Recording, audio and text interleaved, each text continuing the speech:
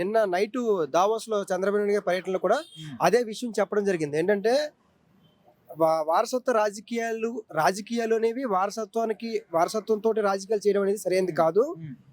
లోకేష్ గారికి ఆల్రెడీ వ్యాపారాలు అవన్నీ మా తరపున ఉన్నాయి, కానీ రాజకీయాల్లో ఇంట్రెస్ట్ వల్ల లోకేష్ గారు రాజకీయాలకు వెళ్ళడం జరిగింది.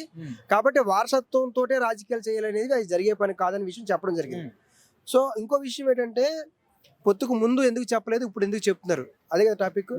అయితే ఇది కేవలం ఓన్లీ మన ఏపీకే కాదు, మా కర్ణాటక ఎన్నికల్లో కూడా సిద్ధరామయ్య గారు సీఎం అయ్యారు, డిప్యూటీ సీఎంగా డీకే శివకుమార్ గారు ఉన్నారు. అయితే డీకే శివకుమార్తో పాటు ఇంకో వ్యక్తిని కూడా డిప్యూటీ సీఎం చేస్తారని చెప్పారు, కానీ అలాగా చేయలేదు. డీకే శివకుమార్ ఒప్పుకోలేదు. మన తెలంగాణ ఎలక్షన్లో కూడా బట్టి విక్రమార్కతో పాటు సీతక్క గారిని కూడా డిప్యూటీ సీఎం చేస్తున్నారు, కానీ అక్కడ కూడా ఒప్పుకోలేదు.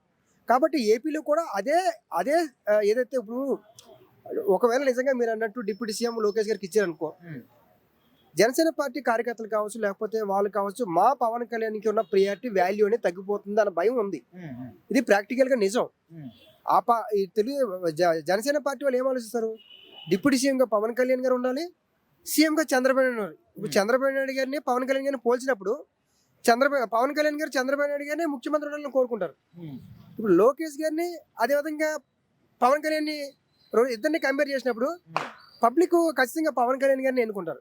అంటే ఇది కంపేరింగ్ అనేది, ఇద్దరు వ్యక్తులతో చేసే కంపేరింగ్ అనేది అలా ఉంటుంది.